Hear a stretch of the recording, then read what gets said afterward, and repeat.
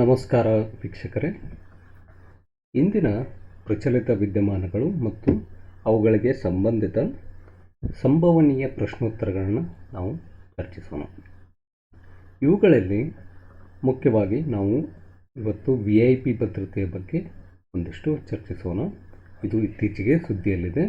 ಹಾಗೂ ಶಾಂಘೈ ಸಹಕಾರ ಸಂಸ್ಥೆ ಏನಿದೆ, ಅಂದರೆ ಶಾಂಘೈ ಕೋಆಪರೇಷನ್ ಆರ್ಗನೈಜೇಷನ್, ಇದರ ಒಂದು ರಕ್ಷಣಾ ಮಂತ್ರಿಗಳ ಸಭೆಯಲ್ಲಿ ಭಾರತದ ರಕ್ಷಣಾ ಮಂತ್ರಿಗಳು ಭಾಗವಹಿಸಲಿದ್ದಾರೆ. ಅದರ ಬಗ್ಗೆ ಹಾಗೂ ಕಬ್ಬಿನ ರಸದ ತ್ಯಾಜ್ಯದಿಂದ ಕ್ಸೈಲಿಟಾಲ್ ಉತ್ಪಾದನೆಯನ್ನು ಮಾಡಲಾಗ್ತಾ ಇದೆ. ಅದರ ಬಗ್ಗೆ ಒಂದಿಷ್ಟು ಚರ್ಚಿಸೋಣ. ನಾನು ವಿವೇಕ್ ಎ. ಪ್ಲೀಸ್ ಈ ವಿವೇಕ ಜ್ಞಾನ ಚಾನಲ್ಗೆ ಸಬ್ಸ್ಕ್ರೈಬ್ ಮಾಡಿ. ಮೊದಲನೆಯದಾಗಿ ನಾವು ಈ ಸಂಭವನೀಯ ಪ್ರಶ್ನೋತ್ತರಗಳ ಏನಿದೆ ಇವುಗಳನ್ನು ನೋಡೋಣ. ಈ ಸಂಭವನೀಯ ಪ್ರಶ್ನೋತ್ತರಗಳ ಉತ್ತರಗಳನ್ನು ಈ ಚರ್ಚೆಯ ಕೊನೆಯಲ್ಲಿ ನೀಡಲಾಗಿದ್ದು, ಚರ್ಚೆಯ ನಂತರ ನಾವು ಉತ್ತರಗಳನ್ನು ನೋಡಬಹುದು. ಮತ್ತು ಈಗ ಈ ಸಂಭವನೀಯ ಪ್ರಶ್ನೆಗಳನ್ನು ನಾವು ನೋಡೋಣ. ನಂತರದಲ್ಲಿ ಅದರ ಬಗ್ಗೆ ವಿಸ್ತೃತವಾಗಿ ಚರ್ಚಿಸೋಣ. ವೀಕ್ಷಕರೇ, ಮೊದಲನೇ ಪ್ರಶ್ನೆ, ಸಾಮಾನ್ಯವಾಗಿ ಸ್ಪೆಷಲ್ ಪ್ರೊಟೆಕ್ಷನ್ ಗ್ರೂಪ್ ಏನಿದೆ SPG, ಅದರ ಭದ್ರತೆಯನ್ನು ಯಾರಿಗೆ ಒದಗಿಸಲಾಗುತ್ತದೆ? ಆಯ್ಕೆಗಳು ಹೀಗಿದೆ. ಎ, ಭಾರತದ ರಾಷ್ಟ್ರಪತಿಗಳು. ಬಿ, ಪ್ರಖ್ಯಾತ ಉದ್ಯಮಿಗಳು. ಸಿ, ಭಾರತದ ಪ್ರಧಾನಮಂತ್ರಿಗಳು.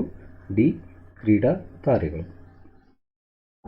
ಎರಡನೇ ಪ್ರಶ್ನೆ, ವಿಶ್ವದಲ್ಲೇ ಸದ್ಯಕ್ಕೆ ಅಸ್ತಿತ್ವದಲ್ಲಿರುವ ಏಕೈಕ ಕುದುರೆ ಸವಾರರ ಭದ್ರತಾ ತುಕಡಿ ಯಾವುದು? A, presidents bodyguards. B, special protection group.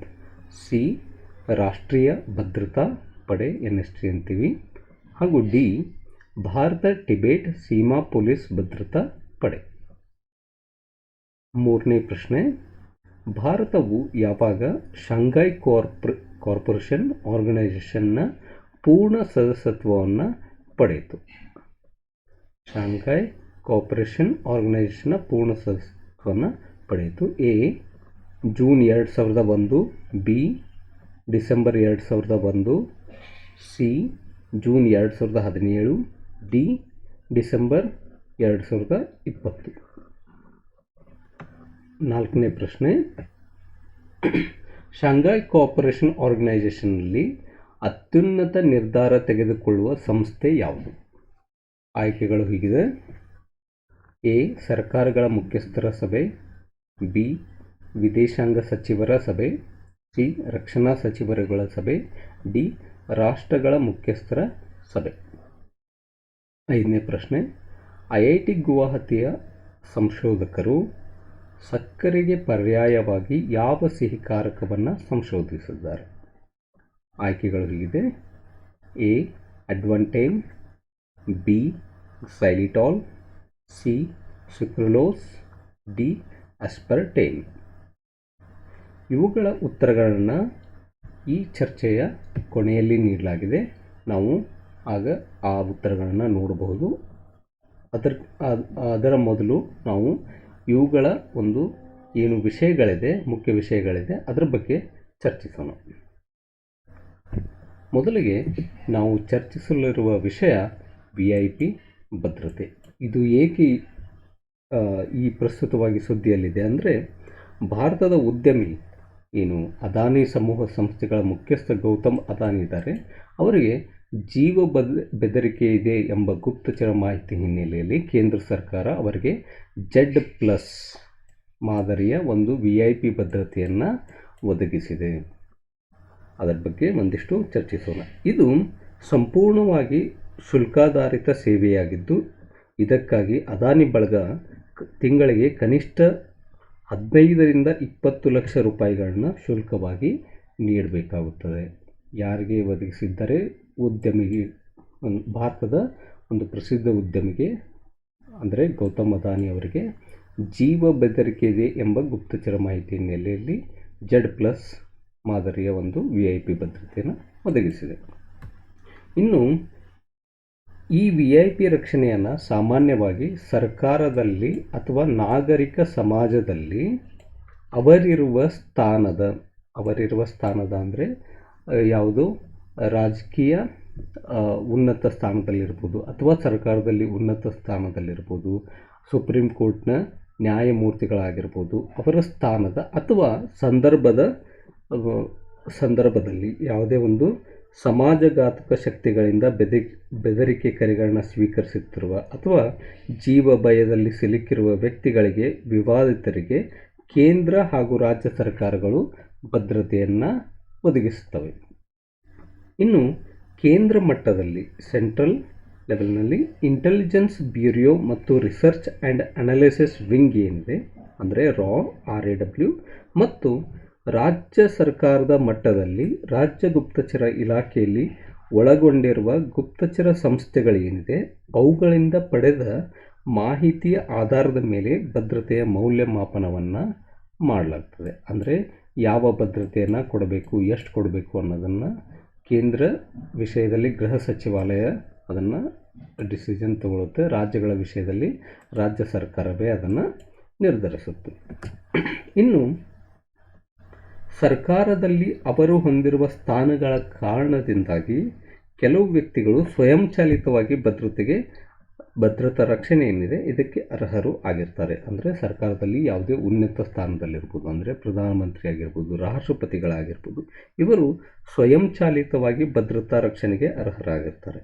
ಅವರ ಭದ್ರತೆಯ ವೆಚ್ಚ ಏನಿರ್ತದೆ ಅದನ್ನು ಸರ್ಕಾರವೇ ಭರಿಸ್ತದೆ. ಸರ್ಕಾರದ ಬೊಕ್ಕಸದಿಂದ ಅದಕ್ಕೆ ಭದ್ರತಾ ವೆಚ್ಚವನ್ನು ಭರಿಸಲಾಗುತ್ತದೆ. ಹಾಗೆಯೇ ಕಾನೂನಾತ್ಮಕವಾಗಿ ಜಾಮೀನು ಮೇಲಿರುವ ಆರೋಪಿಗಳ ಅಥವಾ ಅಪರಾಧಿಗಳು ಏನಿರ್ತಾರೆ ಅವರ ಜೀವಕ್ಕೆ ಅಪಾಯವಿದೆ ಎಂದು ಭಾವಿಸಿದರೆ ಸರ್ಕಾರವು ಅವರಿಗೆ ರಕ್ಷಣೆಯನ್ನು ನೀಡುತ್ತದೆ. ವಾಸ್ತವವಾಗಿ ಕೈದಿಗಳು ಮತ್ತು ಅಪರಾಧಿಗಳ ಜೀವವನ್ನು ರಕ್ಷಿಸುವುದು ಸರ್ಕಾರಗಳ ಕರ್ತವ್ಯ ಆಗಿರ್ತದೆ. ಇದರಿಂದಾಗಿ ಅವರ ಏನು ಒಂದು ವೆಚ್ಚ ಇರ್ತದೆ, ಅವರ ಭದ್ರತಾ ವೆಚ್ಚ ಇರ್ತದೆ, ಅದನ್ನು ಸರ್ಕಾರವೇ ಭರಿಸ್ತದೆ. ಮತ್ತು ಇವರನ್ನು ಹೊರತುಪಡಿಸಿ ಸರ್ಕಾರದ VIP ಭದ್ರತೆಯನ್ನು ಪಡೆಯುವ ವ್ಯಕ್ತಿಗಳು ಶುಲ್ಕಾಧಾರಿತ ಸೇವೆಯನ್ನು ಪಡೆಯಬಹುದು. ಅಂದರೆ ಈಗ ನಾವು ನೋಡ್ತಾ ಇದ್ದೀವಿ, ಅದಾನಿ ಬಳಗ ಏನಿದೆ ಅದು ಭದ್ರತಾ ರಕ್ಷಣೆಯನ್ನು ಪಡೆಯಬೇಕಾದ್ರೆ ಅದು ಪ್ರತಿ ತಿಂಗಳು 15ರಿಂದ ಕನಿಷ್ಠ 20 ಲಕ್ಷ ರೂಪಾಯಿಗಳನ್ನ ಶುಲ್ಕವಾಗಿ ನೀಡಬೇಕಾಗ್ತದೆ. ಇನ್ನು ಗುಪ್ತಚರ ಮಾಹಿತಿ ಒದಗಿಸುವ ಏನು ಒಂದು ಭದ್ರತೆ ಇರ್ತದೆ ಅದರ ಕಾರಣವನ್ನು ಏಕೆ ಕೊಡ್ತಿದ್ದಾರೆ ಅನ್ನೋ ಕಾರಣವನ್ನು ಸಾರ್ವಜನಿಕವಾಗಿ ಬಹಿರಂಗಪಡಿಸಲಾಗುವುದಿಲ್ಲ ಹಾಗೂ ಯಾವುದೇ ಸಂಸ್ಥೆಯ ಪರಿಶೀಲನೆಗೆ ಅದು ಒಳಪಡುವುದಿಲ್ಲ. ಬೆದರಿಕೆ ಅಥವಾ ಜೀವ ಭಯದ ತೀವ್ರತೆ ಏನಿರ್ತದೆ ಇದನ್ನು ಅವಲಂಬಿಸಿ ಭದ್ರತಾ ವ್ಯವಸ್ಥೆಯನ್ನು SPG, Z+, Z, Y+Y ಮತ್ತು X ಎಂಬ 6 ಶ್ರೇಣಿಗಳ ಅಥವಾ ಸ್ತರಗಳಾಗಿ ಈ ಭದ್ರತಾ ವ್ಯವಸ್ಥೆಯನ್ನು ವಿಂಗಡಣೆ ಮಾಡಲಾಗಿದೆ. ಇನ್ನು ಒಂದೊಂದೇ ವ್ಯವಸ್ಥೆ 6 ಶ್ರೇಣಿಗಳೇನಿದೆ ಇದನ್ನು ನಾವು ನೋಡ್ತಾ ಹೋಗೋದಾದರೆ SPG ಏನಿದೆ, SPG ಇದು ವಿಶೇಷ ಭದ್ರತಾ ಪಡೆ, ಪ್ರಧಾನಮಂತ್ರಿ ಹಾಗೂ ಅವರ ಕುಟುಂಬಸ್ಥರು ಏನಿರ್ತಾರೆ ಇದರ ವ್ಯಾಪ್ತಿಗೆ ಅವರು ಬರ್ತಾರೆ. ಈ ಹಿಂದೆ ಮಾಜಿ ಪ್ರಧಾನಿ ಮತ್ತು ಅವರ ಕುಟುಂಬಕ್ಕರಿಗೂ ಈ ಸೌಲಭ್ಯ ಇತ್ತು. ಆದರೆ SPG ಕಾಯ್ದೆ ತಿದ್ದುಪಡಿ ತಂದು ಈ ಸೌಲಭ್ಯವನ್ನು ಅಂದರೆ ಮಾಜಿ ಪ್ರಧಾನಿ ಮತ್ತು ಅವರ ಕುಟುಂಬಕ್ಕರಿಗೂ ಏನು ಭದ್ರತಾ ವ್ಯವಸ್ಥೆ ಸಿಗ್ತಾ ಇತ್ತು ಅವರ ಸೌಲಭ್ಯವನ್ನು ಹಿಂಪಡೆಯಲಾಯಿತು. ಇನ್ನು Z+ ಭದ್ರತಾ ವ್ಯವಸ್ಥೆ ಏನಿದೆ ಇದು 5ಕ್ಕೂ ಹೆಚ್ಚು ಬುಲೆಟ್ ಪ್ರೂಫ್ ಕಾರು, 10ಕ್ಕೂ ಹೆಚ್ಚು NSG ಕಮಾಂಡೋಗಳು ಮತ್ತು ಪೊಲೀಸ್ ಸಿಬ್ಬಂದಿ ಸೇರಿದಂತೆ ಒಟ್ಟು 150 ಭದ್ರತಾ ಸಿಬ್ಬಂದಿಯನ್ನು ಈ ಶ್ರೇಣಿ ಏನಿದೆ ಒಳಗೊಂಡಿರ್ತದೆ. Z+. ಓರ್ವ ವ್ಯಕ್ತಿಗೆ Z+ ಭದ್ರತೆ ಒದಗಿಸಲು ಪ್ರತಿ ತಿಂಗಳಿಗೆ 20 ಲಕ್ಷ ರೂಪಾಯಿ ವೆಚ್ಚ ಆಗುತ್ತದೆ. ಇನ್ನು Z ಶ್ರೇಣಿಯ ಭದ್ರತಾ ವ್ಯವಸ್ಥೆ 4ರಿಂದ 6 NSG ಕಮಾಂಡೋಗಳು ಮತ್ತು ಪೊಲೀಸ್ ಸಿಬ್ಬಂದಿ ಸೇರಿದಂತೆ 55 ಭದ್ರತಾ ಸಿಬ್ಬಂದಿ ಈ ಶ್ರೇಣಿಯಲ್ಲಿ ನಿಯೋಜಿಸಲ್ಪಡುತ್ತಾರೆ. Z ಶ್ರೇಣಿಯ ಭದ್ರತೆಗೆ ತಿಂಗಳಿಗೆ ಸುಮಾರು 16 ಲಕ್ಷ ರೂಪಾಯಿ ವೆಚ್ಚ ಆಗುತ್ತದೆ. 5ಕ್ಕೂ ಹೆಚ್ಚು ರಕ್ಷಣಾ ವಾಹನಗಳಿರುವುದು ಮತ್ತು ಅದರಲ್ಲಿ ಒಂದು ವಾಹನ ಬುಲೆಟ್ ಪ್ರೂಫ್ ಆಗಿರುವುದು ಈ ಶ್ರೇಣಿಯ ವೈಶಿಷ್ಟ್ಯ. ಇನ್ನು Y+ ಭದ್ರತಾ ವ್ಯವಸ್ಥೆಯನ್ನು ನೋಡೋದಾದರೆ 2ರಿಂದ 4 ಕಮಾಂಡೋಗಳು ಮತ್ತು ಪೊಲೀಸ್ ಸಿಬ್ಬಂದಿ ಸೇರಿದಂತೆ ಒಟ್ಟು 39 ಭದ್ರತಾ ಸಿಬ್ಬಂದಿ ಈ ವ್ಯವಸ್ಥೆಯಲ್ಲಿ ಸೇರಿರುತ್ತಾರೆ. 2ರಿಂದ 3 ರಕ್ಷಣಾ ವಾಹನಗಳನ್ನು ಒಳಗೊಂಡಿರುವ ಈ ಶ್ರೇಣಿ ಏನಿದೆ ಈ ಭದ್ರತೆಗೆ ಸರಿಸುಮಾರು ತಿಂಗಳಿಗೆ 15 ಲಕ್ಷ ರೂಪಾಯಿ ಖರ್ಚು ವೆಚ್ಚವಾಗುತ್ತದೆ. ಇನ್ನು ವೈ ಶ್ರೇಣಿ, ವೈ ಪ್ಲಸ್ ನೋಡಿದ್ವಿ. ಹೀಗೆ ವೈ ಶ್ರೇಣಿಯನ್ನು ನೋಡೋದಾದರೆ ಒಬ್ಬರು ಅಥವಾ ಇಬ್ಬರು ಕಮಾಂಡೋಗಳು ಮತ್ತು ಪೊಲೀಸ್ ಸಿಬ್ಬಂದಿ ಸೇರಿದಂತೆ 28 ಭದ್ರತಾ ಸಿಬ್ಬಂದಿ ಅಡಕವಾಗಿರುವ ಈ ಶ್ರೇಣಿಯಲ್ಲಿ 1ರಿಂದ 2 ರಕ್ಷಣಾ ವಾಹನಗಳನ್ನು ಒದಗಿಸಲಾಗುತ್ತದೆ ಮತ್ತು ಭದ್ರತೆಗೆ ತಿಂಗಳಿಗೆ ಸರಿಸುಮಾರು 12 ಲಕ್ಷ ರೂಪಾಯಿ ವೆಚ್ಚ ಆಗ್ತದೆ.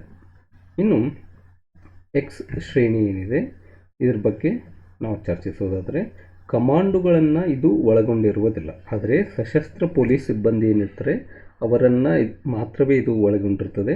ಈ ಶ್ರೇಣಿಯಲ್ಲಿ ಒಟ್ಟು 12 ಭದ್ರತಾ ಸಿಬ್ಬಂದಿಗೆ ಅವಕಾಶ ಇದ್ದು 1ರಿಂದ 2 ರಕ್ಷಣಾ ವಾಹನಗಳನ್ನು ಯಾರು ಅದನ್ನು ಪಡೆದಿರ್ತಾರೆ VIP-ಗಳು ಅವರಿಗೆ ಅದನ್ನು ನೀಡಲಾಗ್ತದೆ. ಇನ್ನು ಭಾರತದ ಪ್ರಥಮ ಪ್ರಜೆ ಎನ್ನಿಸಿಕೊಳ್ಳುವ ರಾಷ್ಟ್ರಪತಿಗಳ ಭದ್ರತೆಗಾಗಿ ಪ್ರತ್ಯೇಕ ಬೆಂಗಾವಲು ಪಡೆ ಒಂದು ಇರ್ತದೆ. ಈ ಬಾಬತ್ತನ್ನು ಒಂದು ಬೆಂಗಾವಲು ಪಡೆಯನ್ನು ನಾವು ಪ್ರೆಸಿಡೆಂಟ್ ಬಾಡಿಗಾರ್ಡ್ಸ್ ಅಥವಾ PBG ಎಂಬ ವ್ಯವಸ್ಥೆ ಇದೆ. ಇದು ಇಲ್ಲಿ ನಾವು PBGಯನ್ನು ನೋಡ್ಬೋದು, ಪ್ರೆಸಿಡೆಂಟ್ಸ್ ಬಾಡಿಗಾರ್ಡನ್ನು. ಈ PBG ವ್ಯವಸ್ಥೆ ಏನಿದೆ ಇದು ಭಾರತೀಯ ಸಶಸ್ತ್ರ ಪಡೆಗಳ ಅತ್ಯಂತ ಹಿರಿಯ ಘಟಕ ಮಾತ್ರವೇ ಅಲ್ಲದೆ ಅತ್ಯಂತ ಹಳೆಯ ತುಕಡಿಯೂ ಹೌದು.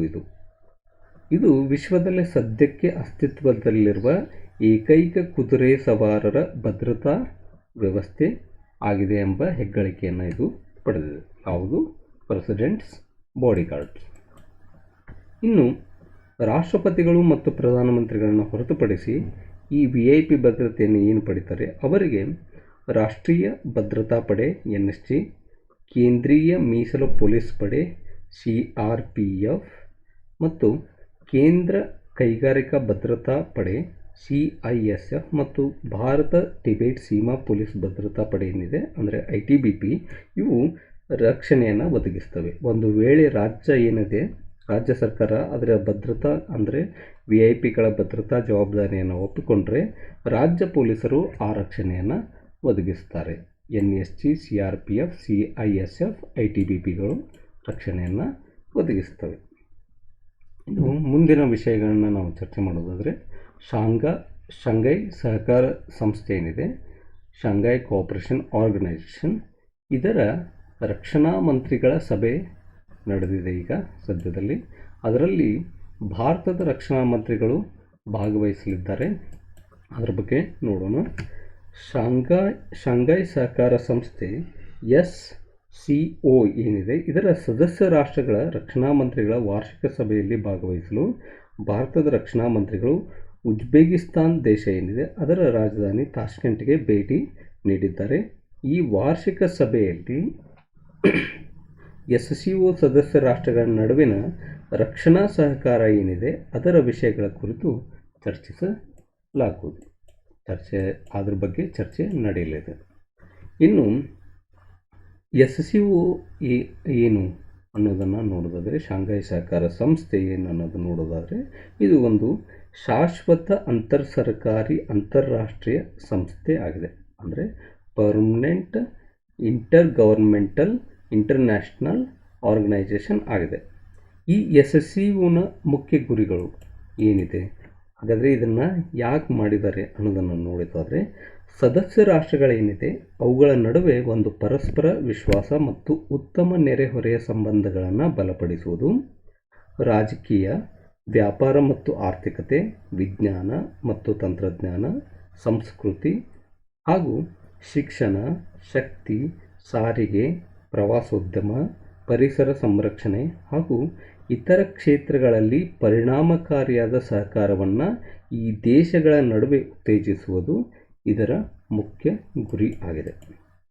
ಇನ್ನು ಈ ಪ್ರದೇಶದಲ್ಲಿ ಅಂದರೆ ಯಾವ ದೇಶಗಳನ್ನ ಇದು ಒಳಗೊಳ್ಳುತ್ತದೆ ಆ ಪ್ರದೇಶದಲ್ಲಿ ಶಾಂತಿ, ಭದ್ರತೆ ಮತ್ತು ಸ್ಥಿರತೆಯನ್ನು ಕಾಪಾಡಿಕೊಳ್ಳಲು ಜಂಟಿ ಪ್ರಯತ್ನಗಳನ್ನು ಮಾಡುವುದು, ಪ್ರಜಾಪ್ರಭುತ್ವವನ್ನು ಕಾಪಾಡುವುದು, ನ್ಯಾಯಯುತವಾದ ರಾಜಕೀಯ ಮತ್ತು ಅಂತಾರಾಷ್ಟ್ರೀಯ ಒಂದು ಕ್ರಮಗಳನ್ನು ಸ್ಥಾಪಿಸುವುದು ಇದರ ಮುಖ್ಯ ಉದ್ದೇಶಗಳಲ್ಲಿ ಒಂದು.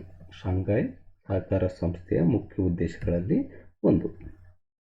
ಇನ್ನು ಶಾಂಘೈ ಸಹಕಾರ ಸಂಸ್ಥೆಯ ಒಂದು ಹಿಸ್ಟ್ರಿಯನ್ನು ನಾವು ನೋಡೋದಾದರೆ, ಇದರ ರಚನೆಯ ಬಗ್ಗೆ 15 ಜೂನ್ 2001ರಲ್ಲಿ ಚೀನಾದ ಶಾಂಘೈನಲ್ಲಿ Kazakhstan, China, Kyrgyzstan, Russia, Tajikistan ಮತ್ತು ಉಜ್ಬೇಕಿಸ್ತಾನ ಈ ದೇಶಗಳೇನಿದೆ ಇದರ ರಚನೆಯ ಬಗ್ಗೆ ಒಂದು ಜಂಟಿಯಾಗಿ ಘೋಷಣೆಯನ್ನು ಮಾಡಿದವು.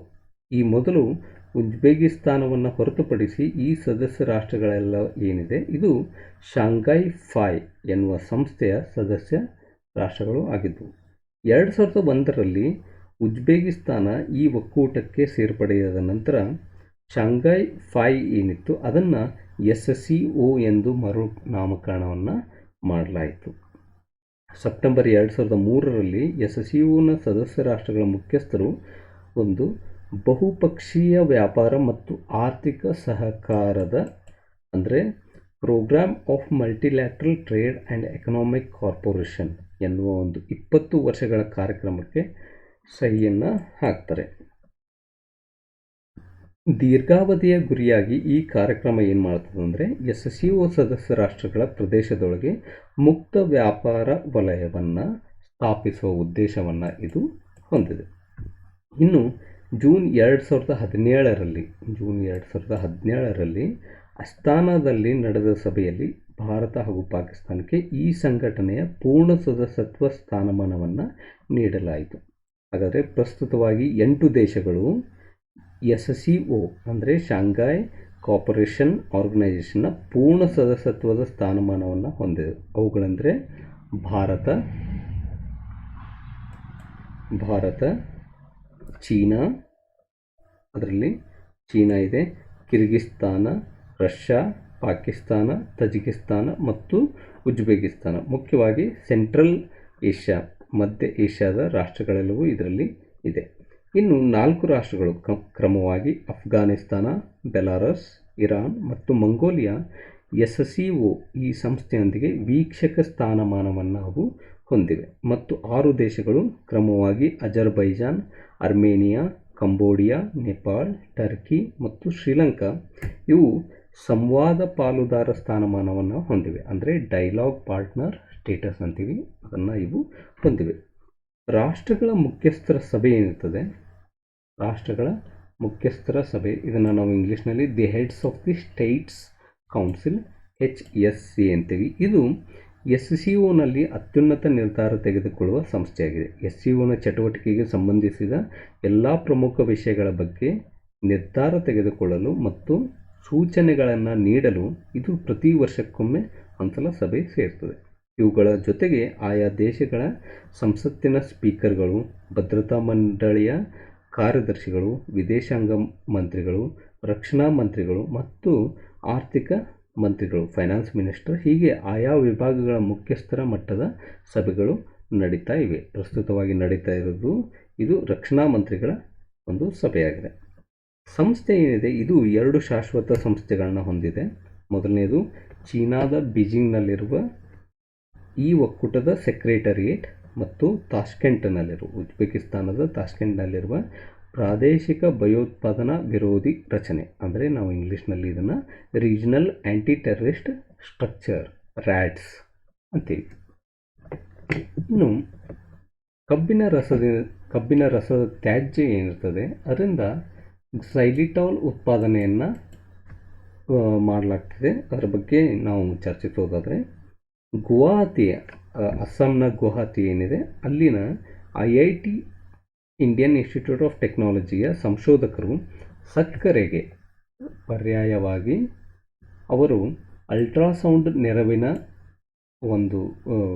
ನೆರವಿನಲ್ಲಿ ಹುದುಗುವಿಕೆಯ ವಿಧಾನದ ಮೂಲಕ ಕಬ್ಬಿನ ರಸದ ತ್ಯಾಜ್ಯದಿಂದ ಕ್ಸೈಲಿಟಾಲ್ ಎಂಬ ಒಂದು ಹೊಸ ಸಿಹಿಕಾರಕವನ್ನು ಉತ್ಪಾದಿಸುವ ಹೊಸ ವಿಧಾನವನ್ನು ಅವರು ಅಭಿವೃದ್ಧಿಪಡಿಸಿದ್ದಾರೆ. ಈ ಹೊಸ ವಿಧಾನ ಏನಿದೆ ಇದು ಸಂಶ್ಲೇಷಣೆಯ ರಾಸಾಯನಿಕ ವಿಧಾನದಿಂದ ಒಂದು ಏನು ಸಿಹಿ ಸಕ್ಕರೆಯನ್ನು ತಯಾರಿಸಲಾಗ್ತಾ ಇತ್ತು ಸಾಂಪ್ರದಾಯಿಕ ಫರ್ಮೆಂಟೇಷನ್ಗೆ ಸಂಬಂಧಿಸಿದಂತೆ ಅದನ್ನು ಇದು ತಪ್ಪಿಸಲಿದೆ.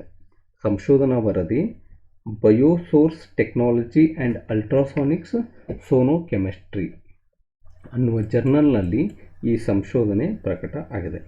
ಮಧುಮೇಹ ರೋಗಿಗಳಿಗೆ ಮಾತ್ರವಲ್ಲದೆ ಸಾಮಾನ್ಯ ಆರೋಗ್ಯಕ್ಕೂ ಬಿಳಿ ಸಕ್ಕರೆ ಅಂದರೆ ಸುಕ್ರೋಸ್ನ ದುಷ್ಪರಿಣಾಮಗಳು ಹೆಚ್ಚಾಗ್ತಾ ಇವೆ. ಹೀಗಾಗಿ ಸುರಕ್ಷಿತ ಪರ್ಯಾಯ ಸಿಹಿಕಾರಕಗಳ ಸೇವನೆ ಪ್ರಮಾಣ ಹೆಚ್ಚುತ್ತಾ ಇದೆ. ನೈಸರ್ಗಿಕ ಉತ್ಪನ್ನಗಳಿಂದ ಪಡೆದ ಶುಗರ್, ಆಲ್ಕೋಹಾಲ್, ಈ ಕ್ಸೈಲಿಟಾಲ್ ಎನ್ನುವ ಒಂದು ಸಿಹಿಕಾರಕ ಸಂಭಾವ್ಯ ಮಧುಮೇಹ ವಿರೋಧ ಮತ್ತು ಒಬೇಸ್ಜೆನಿಕ್ ವಿರೋಧಿ ಪರಿಣಾಮಗಳನ್ನು ಅದು ಹೊಂದಿದೆ ಮತ್ತು ಇದು ಹಲ್ಲುಗಳನ್ನು ಕ್ಷಯದ ವಿರುದ್ಧ ರಕ್ಷಿಸುತ್ತದೆ ಎಂದು ಈ ಸಂಶೋಧಕರು ತಿಳಿಸಿದ್ದಾರೆ. ನಾವು ಈ ಚರ್ಚೆಯ ಆರಂಭದಲ್ಲಿ ಏನು ಸಂಭವನೀಯ ಪ್ರಶ್ನೆಗಳನ್ನು ನೋಡಿದ್ವಿ ಅದರ ಉತ್ತರಗಳು ಹೀಗಿದೆ. ಅವುಗಳನ್ನ ನಾವು ವೆರಿಫೈ ಮಾಡ್ಕೊಳ್ಬೋದು. ಇಲ್ಲಿ ನೀವು ಉತ್ತರಗಳನ್ನ ನೋಡ್ಬೋದು ವೀಕ್ಷಕರೇ. ಧನ್ಯವಾದಗಳು ವೀಕ್ಷಕರೇ. ಮುಂದಿನ ಮುಖ್ಯ ಏನು ವಿಷಯಗಳಿದೆ ಅದನ್ನು ನಾವು ನಾಳೆ ಚರ್ಚಿಸೋಣ. ಈ ಮಾಹಿತಿ ಏನಿದೆ ಇದು UPSCಯಿಂದ ಹಿಡಿದು KS, PSI, PDO ಹೀಗೆ ಎಲ್ಲ ಸ್ಪರ್ಧಾತ್ಮಕ ಪರೀಕ್ಷೆಗಳಿಗೆ ಅತ್ಯುಪಯುಕ್ತ ಆಗಿದ್ದು, ಈ ವಿಡಿಯೋಗಳ ಮಾಹಿತಿ ಮತ್ತು ಅಪ್ಡೇಟ್ಗಳಿಗಾಗಿ ಈ ವಿವೇಕ ಜ್ಞಾನ ಚಾನಲ್ ಏನಿದೆ ಅದಕ್ಕೆ ದಯವಿಟ್ಟು ಸಬ್ಸ್ಕ್ರೈಬ್ ಮಾಡಿ. ಧನ್ಯವಾದಗಳು.